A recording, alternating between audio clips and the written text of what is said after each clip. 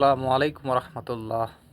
বিষয় একটা কি দাঁড়াইলো, কেউ কেউ বলতেছেন ভাই লেবু এখন লেবু নাই, লেবু এখন এখন ফলে পরিণত হয়েছে। কি কারণে বললেন? লেবুর কেজি নাকি 200 টাকা। এখন বাংলাদেশের লেবু কেজি হিসাবে বিক্রি হয়, আর সেটাও একটা ফলের মতো, একটা পুষ্টিকর ফল। আর ঠিক আছে, লেবু পুষ্টিকর আছে, লেবু ভিটামিন অনেক সি আছে, এটা ভরপুর ভিটামিন সি, ঠিক আছে। কিন্তু এটা যেন আসলে ওই আপনি এক সিমটি নিয়ে ওই যে এক চাপ দিয়ে যে ভাতটারে একটু মানে মজা করে খাইবেন, ওই সিমটিও নাই এখন।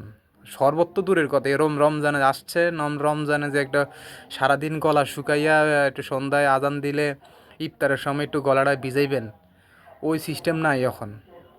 আগে তো রাস্তায় অ্যাভেলেবেল আপনার 5 টাকা ফিজও লেবু পাওয়া যাইতো, মানে সর্বনিম্ন 10 টাকা আলিও পাওয়া যাইতো। এখন বিষয় হলো এমন অবস্থা হয়েছেন, লেবু এখন ফলে পরিণত হয়েছেন। 200 টাকা 250 টাকা লেবুর কেজি। এটা হইলেও আপনি নিম্ন মধ্যবিত্ত যারা তো খাইতে পারবেন না, কারণ ফল জিনিস ভাই, এটা মনে হয় যে আমদানি করা জিনিস, এটা শৌখিন একটা জিনিস হয়ে গেছেন। ওটা এখন খাইলে খাইবেন, না খাইলে ভাই আমরা ট্যাগ হইলে খাইবেন। বিষয় হইলে এটা যেহেতু একটা ফল, এটা ফলে পরিণত হয়েছে 200 250 টাকা কেজি। কী করুন ভাই? সব গরিব অসহায় মধ্যবিত্ত মানুষ কি সব ফল খাইতে পারেন? ভাই আমি তো অন্তত পারি না ভাই। আলহামদুলিল্লাহ আছি, আলহামদুলিল্লাহ আলহামদুলিল্লাহ 10-এর থেকে আলহামদুলিল্লাহ ভালো আছি। কিন্তু ভাই লেবু যখন ফলে পরিণত হয়েছে ভাই, তখন এটাতে চিন্তা ভাবনা করে লওয়া যায় এই ফল আমার আসলে জরুরি কিনা।